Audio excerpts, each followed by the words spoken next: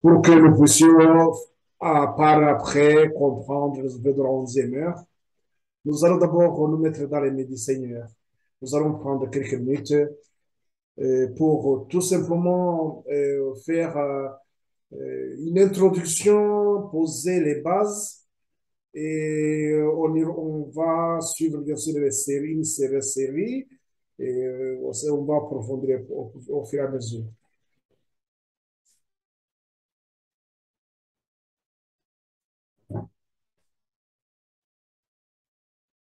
Béni soit ton nom, Père éternel, nous te sommes infiniment reconnaissants de ce moment que tu nous accordes et la façon dont, Seigneur, tu nous conduis. Tu uses toujours de ta patience, de ta miséricorde. Tu nous pardonnes de tous nos péchés, nos manquements. Que ton nom, Seigneur, soit loué. Merci de nous accepter malgré notre indignité. Père, nous te remercions de cette lumière que tu nous donnes jour après jour. Tu ne cesses de nous éclairer, de nous tenir la main et nous conduire dans la voie de la sanctification. Nous te sommes infiniment reconnaissants. Veuillez, Seigneur, consacrer ce moment. Veuillez, Seigneur, bénir ceux qui vont suivre ces études, ceux qui vont les suivre maintenant, ceux qui les suivront plus tard. Qu'ils soient bénis par toi, Seigneur. C'est toi seul qui connais leurs besoins. Merci de ton chant, de t'enchérir le soif. Merci de leur donner la nourriture dont ils ont besoin, Seigneur, pour grandir et croître dans la foi. Dans la même pensée, Seigneur, merci de venir m'assister, que tes anges puissent nous conduire au-delà de nos entendements.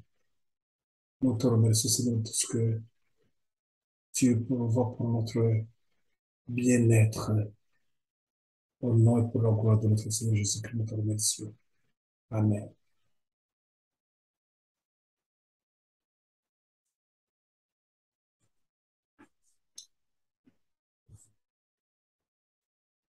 Donc, comment je vous le disais en introduction, nous allons essayer de comprendre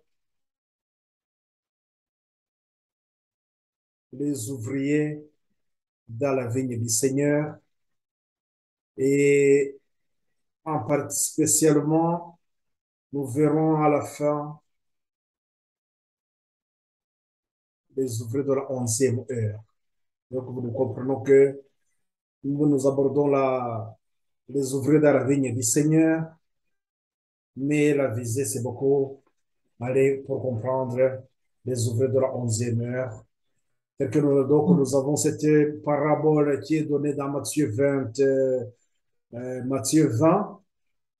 ce chapitre de Matthieu 20, qui nous parle du verset 1, on va avoir du verset 1 au verset 16, et qui nous parle donc des ouvriers dans la vigne du Seigneur. Et on voit que Dieu, le Maître, envoie, il va chercher les ouvriers aux différents temps, selon donc les besoins du moment. Il va choisir les ouvriers dans sa vie. Nous comprendrons au fur et à mesure que nous avançons.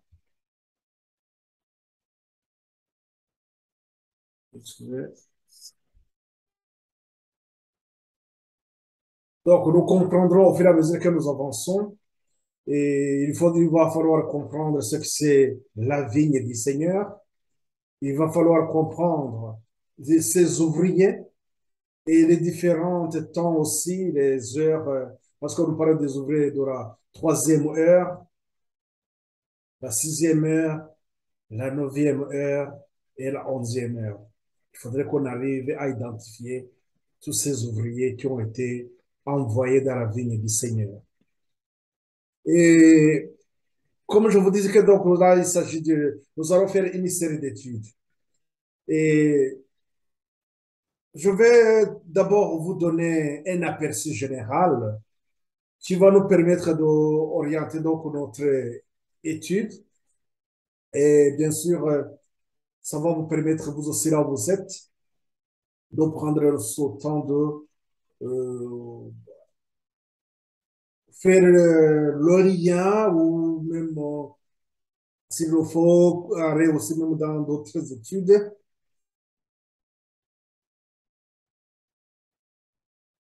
aller dans d'autres études et faire des recherches. Donc, ce que moi je fais, je vous introduis seulement dans une étude, l'étude que chacun doit faire pour soi. Une fois fermé, il peut aussi donner l'étude aux autres. Et ce que, donc, ce que je vous propose,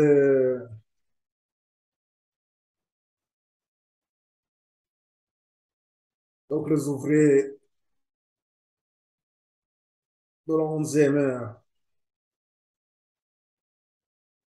donc, nous avons ça dans Matthieu au chapitre 20, et ça serait, donc, ce chapitre, il est aussi dans les paraboles de Jésus au chapitre 23. Dans les paraboles de Jésus au chapitre 23. Vous pouvez prendre ce livre, les paraboles de Jésus. Excusez-moi. Et vous pouvez prendre ce livre, les paraboles de Jésus, et voir le chapitre 23. Vous aurez beaucoup plus de détails. Et mais comme je vous dis, comme ce que nous allons voir, nous allons poser les bases et dans l'objectif justement de comprendre les ouvriers de la 11e heure. Qui sont ces ouvriers de la 11e heure? Étant donné que ils sont les derniers et, et que nous aussi, dans les études que nous faisons, le message du troisième ange, c'est le dernier avertissement. Ça va nous permettre de comprendre justement la mission de ces ouvriers de la 11e heure, leur œuvre dans le plan du salut. Donc, ça va nous permettre de nous positionner et comprendre vraiment qui même nous sommes aujourd'hui par rapport à ces ouvriers. Est-ce que nous sommes les ouvriers de la 11e heure? Est-ce que ce sont les ouvriers de la 11e heure sont encore à venir? Puisque les études, il y a ceux qui donnent les études sur ce point, sur ce sujet, qui déclarent que les ouvriers de la 11e heure ont commencé, comme on le met, comme on le fait aussi pour le grand cri. Et ce qui revient à dire aussi que l'Apocalypse 18 aussi, on les met dans la place qui n'est pas la leur. Rappelez-vous ce que nous avons vu dans les études, que les messages des trois anges ont été placés. Dieu les a placés sur donc sur les poteaux, donc les poteaux qui correspondent à ces messages sont bien déterminés. Donc, ce qui revient de tout simplement, le fait que le message du premier ange a été placé, à un moment donné, le message du deuxième ange aussi, il y avait son temps qui était alloué, et le message du troisième ange, nous savons que quand ce message commence, et la question qui s'était posée, que nous se posait, c'était de savoir quand l'amplification du message du troisième ange. Lorsque nous parlons de l'amplification du message du troisième ange, nous venons directement à l'Apocalypse 18, parce que c'est l'Apocalypse 18 qui vient amplifier le message du troisième ange. Donc, si nous venons dans l'Apocalypse 18, il est question aussi de comprendre le grand cri. Sur le grand cri, comme je voulais expliquer aussi, nous ne pouvons pas comprendre la portée du grand cri si nous n'avons pas bien saisi le cri de minuit, ce cri de minuit qui était l'accomplissement du parabole du Vierge de Matthieu 25 et que cette parabole va s'accomplir amplement dans notre génération. Donc, nous allons, cela, ça va c'est une façon de revenir sur donc, ces éléments qui vont nous aider plus tard à comprendre notre ligne, la dernière ligne qui va, ou bien la dernière génération qui va rentrer à Canaan céleste. Donc, même que pour le peuple d'Israël, c'était la dernière génération, la deuxième génération qui a pu franchir le Jourdain et arriver à Canaan. Donc c'était toujours, c'est l'histoire qui se répète. Et maintenant, nous sommes maintenant dans ce qui est de la spirituel, nous devons comprendre justement la portée de ces messages. Donc nous allons comprendre dans ces messages, parce que nous dit le message, le royaume des cieux est semblable à.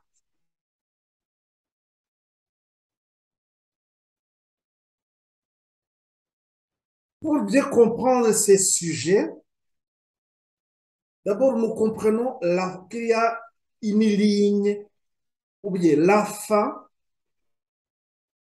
si vous voulez, la fin du chemin. Hmm. La, notre parcours, tout ce que notre temps ici sur Terre, il va arriver à un jour où il y a la fin du temps de grâce.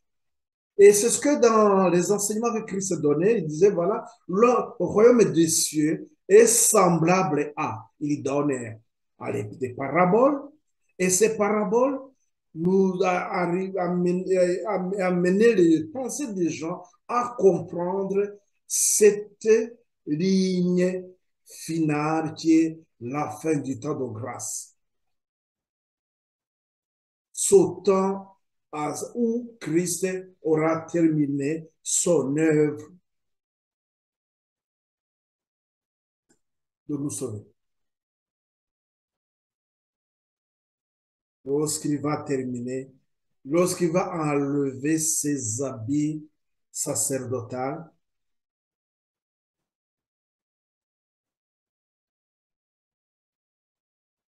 donc lorsqu'il va enlever ses habits comme le grand prêtre, donc ce serait fini. Il va se lever. Donc, dans Daniel 12:1, lorsque Michael se lève, lorsque Christ termine son œuvre. Donc, lorsque nous comprenons qu'il y a ce temps de la fin, tout ce que nous lisons en rapport avec telle ou telle parabole, nous devons comprendre donc la fin de cette parabole, l'enseignement qui est donné. C'est pour cela que avec Matthieu 13, nous avons quelques points, quelques sujets que Christ a proposés. De voilà, le royaume des cieux est semblable à. Nous allons voir plus rapidement, comme je vous disais, que nous faisons que seulement donner l'introduction sur cette étude que nous allons, cette série d'études que nous allons faire. Et je vais vous donner seulement un tableau qui va nous permettre de comprendre.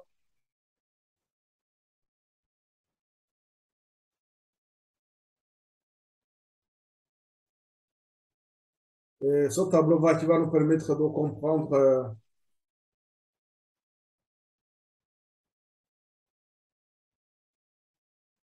qu'est-ce que c'est. Je reviens sur la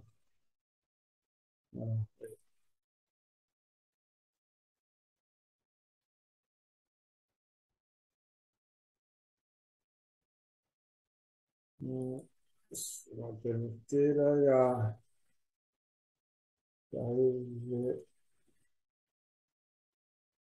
philosophie.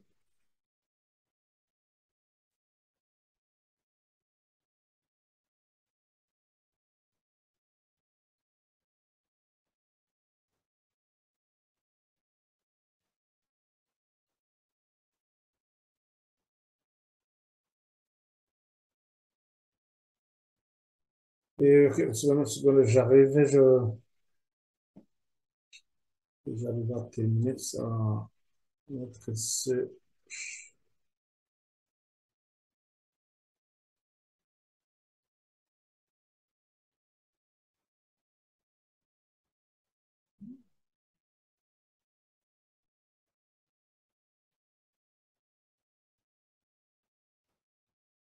voilà, donc au royaume des cieux est semblable à. C'est ça. Matthieu 13, Matthieu 20, ce que nous allons voir donc les ouvriers dans la vigne du Seigneur nous est dit, car le royaume des cieux est semblable à un maître de maison qui sortit dès le matin afin de louer des ouvriers pour sa vigne. Donc, ça veut dire que le royaume des cieux, à travers cette parabole, on va nous expliquer comment le maître qui va chercher les ouvriers pour sa vigne. Et ce serait donc le sujet des ouvriers dans la vigne du Seigneur. Donc, comme ces paraboles, il y a d'autres paraboles aussi qui parlent du royaume des cieux et semblables à, nous comprenons par là que tout simplement ce qui nous est expliqué, ou bien ce qui nous est exposé, c'est le plan du salut, c'est le royaume de grâce, c'est ce que nous avons compris de l'évangile. L'évangile avec les trois grandes vérités salutaires, la repentance, marcher dans la justice, la justification du Christ et ce temps de jugement de ce que nous avons bien compris. Donc, nous avons les. Donc, comme nous avons, donc, il faudrait comprendre qu'il y a la fin du temps de grâce qui est marquée. Donc, Daniel 12, au premier, Daniel chapitre 12, premier verset. Ceux qui ont d'autres livres aussi, vous pouvez voir les premiers écrits à la page 279. On nous donne quelques des éléments aussi qui nous parlent de ce temps de la fin. Et ce que nous avons dans ce point, c'est-à-dire que tout ce que nous voyons, les paraboles et autres, donc qui vont nous conduire jusque vers la fin, nous devons avoir une vision claire, une compréhension justement de la fin. C'est pour cela que dans le message des trois anges, dernièrement, j'avais évoqué les différents éléments, donc les différents euh, points qui doivent se réaliser à la fin des temps. Il faudrait qu'on arrive à l'idée de se dire à quel moment, quand sera arrivé, où est-ce que nous en sommes dans ce qui nous a été euh, prédit qui va arriver à la fin des temps. Nous comprenons donc que cette étude donc, qui nous parle de cet ouvrier, c'est plutôt son maître qui va chercher les ouvriers pour son travail. C'est un travail qui se fait quand? Lorsqu'il y a la journée. C'est pour ça que son temps est compté de 12 heures. Donc, c'est la journée. Comme nous l'avons dans Jean 12 et 35, le Christ là, il dit que le jour a 12 heures. Et il faudrait aussi travailler lorsque vous avez encore de la lumière. Donc, c'est pour cela que et le temps qui était donné là, c'était donc la journée. C'est pourquoi à la 11e heure, c'est à la fin de la journée. Il y a ces ouvriers, ils ont à travailler seulement 1 heure. Soulignons bien qu'ils vont travailler 1 heure. Et on y reviendra, bien sûr, là, je suis en train de vous donner quelques éléments de détail. Et lorsque nous prenons donc de Matthieu chapitre 13, Matthieu chapitre 13, ils vont nous décrire aussi justement là que le royaume des cieux est semblable à, vous pouvez lire tous, mais je vais vous donner quelques lignes tout simplement. Matthieu 13 au verset 24, il nous a dit que ce royaume, le royaume des cieux, est semblable à un homme qui a semé une bonne semence dans son champ. Et donc après, ils vont nous décrire ce qui va se passer. Donc, les détails que nous avons là dans cette parabole, donc c'est une façon de nous expliquer comment le royaume des cieux se déroule ici sur terre. Et au verset 31, il nous est dit que le royaume des cieux est semblable à un grain de sénévé qu'un homme a pris et semé dans son champ. Et vous allez lire aussi les détails sur ça. On nous dit que cette petite graine qui est plantée, mais après il va grandir, il va devenir un grand arbre. Donc tout ça, ça nous donne une idée comment le royaume, comment l'évangile va se développer, comment l'œuvre du salut vont se faire ici sur terre. Au verset 45, il nous parle de que ce royaume aussi peut être considéré comme peut être semblable à un marchand qui cherche des belles perles. Cette parabole aussi nous montre que ce marchand, il va donner tout pour acquérir ces belles perles parce qu'il les a trouvées là où se trouve pour nous montrer combien aussi le royaume des cieux nous demande aussi de consacrer tout ce que nous avons pour réellement être dans en bon terme avec les exigences de l'évangile. Au verset 47, là donc je vais m'arrêter sur le verset 47 seulement, et il est comparé aussi à un filet jeté dans la mer. Le royaume des cieux est semblable à un filet jeté dans la mer et ramassant des poissons de toute espèce. L'évangile est donné à toute l'humanité. Il n'y a pas quelqu'un qui est destiné plus que les autres. Nous tous, mais donc l'évangile va amener les gens à la lumière sans distinction. Donc là, et maintenant ce que nous allons voir, c'est, on nous parle donc de ces ouvriers qui sont envoyés dans la vigne. Comme je vous disais, il faudrait que nous arrivions à comprendre c'est quoi la vigne. Quand on parle de la vigne, qu'est-ce que nous devons comprendre? Comme c'est une parabole. Une parabole, en d'autres termes aussi, c'est une prophétie. Qui dit une prophétie, nous devons aussi comprendre son message dans sa perspective prophétique. Comment ça va s'accomplir? Comme que l'accomplissement de cette parabole. Et dans l'accomplissement de cette parabole,